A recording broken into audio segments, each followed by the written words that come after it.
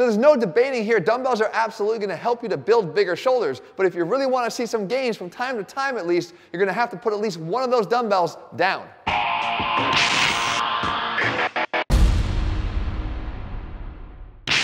What's up guys, it's Cavalier, ATHLEAN-X.com. We continue our series today. I'm going to show you how to build the perfect shoulders with just dumbbells. Oh man. Is that my cue? All right, so perfect shoulders. Wait, you're going to have to move out of the way because you're not going to fit in here. Oh, look at these. Oh my God. Delts. Perfect, Jesse. Listen, maybe improved, perfect, no. Are you sure? Look at that. Okay. Profile. From any angle, honestly. From any angle. Listen, guys, obviously perfection is in the eye of the beholder, right? It's relative. However, even if you get close to perfect, you're going to look really damn good. And what I'm going to show you here today is 8 things that you can do with just dumbbells. As a matter of fact, dumbbells enable you to do this more than anything else in the gym. So with that said, let's start breaking them down one by one. So look, if you want to build big shoulders, you got to make sure you can actually train your shoulders. And it's important that we warm the shoulders up before we even do that, because we know that it's the most vulnerable joint in the body to injury, given that it has some of the most mobility of any joint in the body. So we start right here at the light side of the dumbbell rack with a light dumbbell to do this little warm-up.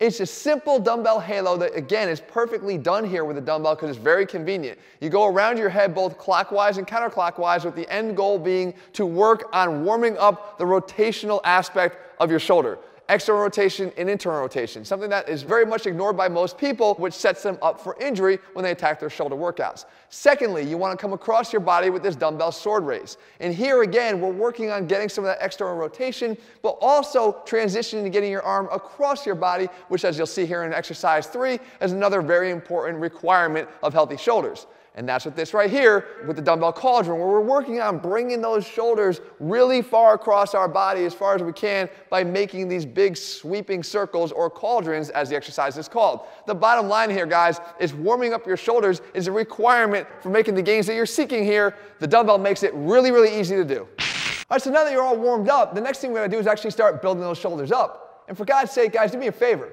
Start training your front delts. Look, I've heard it before, you don't have to train your front delts as long as you're bench pressing.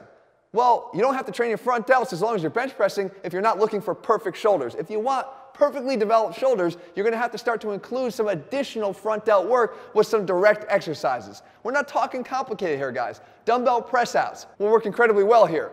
Dumbbell front raises, a classic front delt builder. The fact is we can apply some focused tension to the front delts and get more hypertrophy. And again, when the goal is building the perfect shoulders, we're not looking for just good enough. We're looking for the best. Which brings us to another important point here. If you want to explore the maximum capacity of growth in your shoulders, figure out a way to get more stretch and more range of motion like this.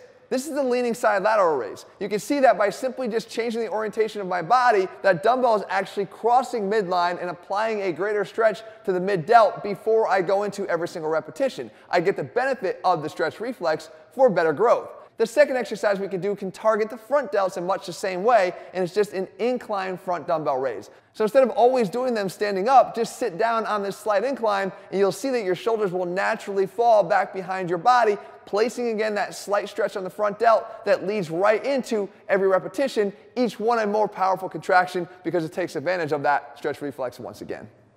Tip number 4, if you want to build those big perfect shoulders, is to make sure that you're not limiting the heavy stuff to just the overhead pressing exercises. That would be the same thing as if you just did a heavy close grip bench press when you're trying to build your triceps and you went light on every other exercise you did. Dips, skull crushers, or maybe even tricep pushdowns. There's a bigger capacity to grow here if you extend those heavy exercise options in your arsenal. So what I'm suggesting is you increase the weight on all of the raises that you do. Front, side, and rear raises. Let's talk about the front first. This exercise is just a heavier than usual front dumbbell raise. Again, what's actually interesting here is it's not necessarily what you're doing on the way up, but what you're doing on the way down that sparks the muscle growth. Because we know that a forced heavy eccentric is going to be one of the 3 main drivers of muscle growth, and it's one that you don't want to ignore when you're trying to build perfect shoulders. Likewise, we can pick up a heavier than usual dumbbell here and do a lateral raise the same way. We call this a cheat lateral. And again, even if I have to utilize a little bit of that momentum to muscle it up to the top, the goal is trying to slow the descent of the dumbbell down, control that eccentric, and provide that impetus for growth. And we don't limit it to just those 2 heads of the delts, guys, because we can attack the rear delts in very much the same way. As a matter of fact, we know one of the best ways to build the rear delts is to overload extension of the shoulder. because a simple seated cable row is actually one of the greatest ways to build your rear delts, and it's typically done with heavy loads. But if I wanted to go and stick strictly to dumbbells here like we are in this video, I have two other options here. I can simply sit at the end of a bench and do this little bit of an abbreviated or scarecrow row where I'm just bringing my elbows up to my sides, very short range of motion, and I can feel that because, again, these muscles don't typically use heavier weights. Or I could do the rear delt row, which is one of my favorite ways to train the rear delts heavier, by simply leaning up against a rack, pulling that arm back behind the body with a little bit of a twist of the shoulder into external rotation, which will absolutely light up your delts. But the fact of the matter is, guys, none of these have to be done with light weights, and the additional weight here is enough to spark the growth that is you're seeking. Okay, now having just said that, tip number 5 is actually to work your way down to this end of the rack and start using those light dumbbells too, particularly for those raises. Look, it's important to overload the eccentric portion of the rep, especially on those delts that don't typically get that eccentric overload. But just as important is to make sure that when you're trying to build a muscle, that you're training that muscle and not relying on momentum exclusively to build the muscle up. So what I'm suggesting is, on a front raise, sometimes you want to grab those light dumbbells, really light dumbbells, and go really slow. Eliminate all momentum. Initiate every single inch of a contraction from that dumbbell from your side to shoulder level by and with the front delt only.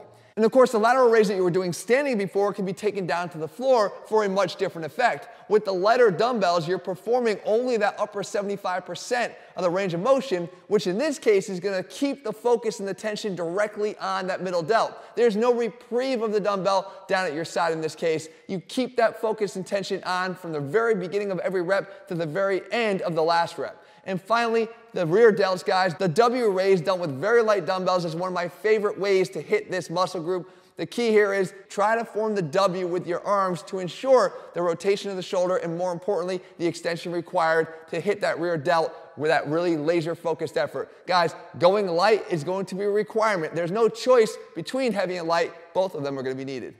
Tip number 6, you guys know how much I love the face pull, but we don't have cables or a band, and you do have dumbbells. We have the Overlacker. This is there a fly in here? Oh, don't mind me.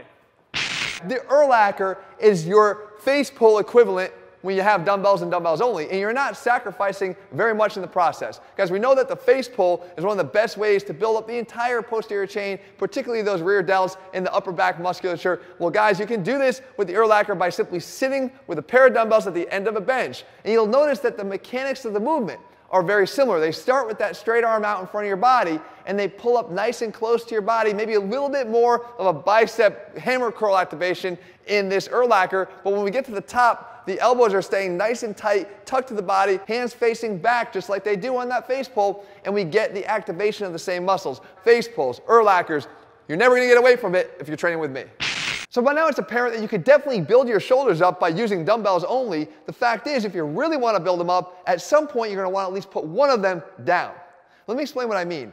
If you were to press a pair of dumbbells up overhead, relatively heavy, you're going to be limited by how much your core can stabilize in the two dumbbells going up over your head at one time. Let's say you had a pair of 50s. Pushing 100 pounds overhead is always going to be more challenging on your core stability than pushing 50 pounds at one time.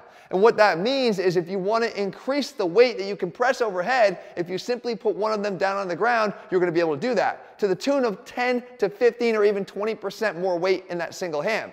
And what happens is, if you train that over and over again, you will actually build up the strength unilaterally. That when you bring them back together again in that bilateral press, you'll have more pressing strength overall. We know as we get stronger, the gains will come more easily. Guys, make sure you're not always pressing overhead 2 arms at a time. Mix in that 1 arm at a time for the best and most perfect shoulders that you can build. And speaking of pressing, guys, make sure that you're using your dumbbells to your advantage when you are pressing with them, because they give you one of the most distinctive advantages that dumbbells have overhead pressing that barbells do not, and that is the quick switch between weights and the opportunity to do that seamlessly as a drop set. Look, pressing with a barbell is great, but when we're trying to utilize drop sets with barbells, that precious time lost switching plates on and off can be made up easily by using the dumbbells. As a matter of fact, optimally by using the dumbbells. We simply perform a set to failure, put the dumbbells back, and as quick as it takes us to reach for the next ones, we can get right back up into that next set. When we're looking to train to and through failure to really tap into those muscle fibers and create the overload needed for growth, dumbbells give us an opportunity that barbells just make a lot more difficult. So there you have it, guys. If you're trying to build perfect shoulders, there's 8 things you're going to want to do, and you just need dumbbells. What is wrong with you? I got a stiff neck. From what? From that tackle. What tackle? Just go on. Just go on.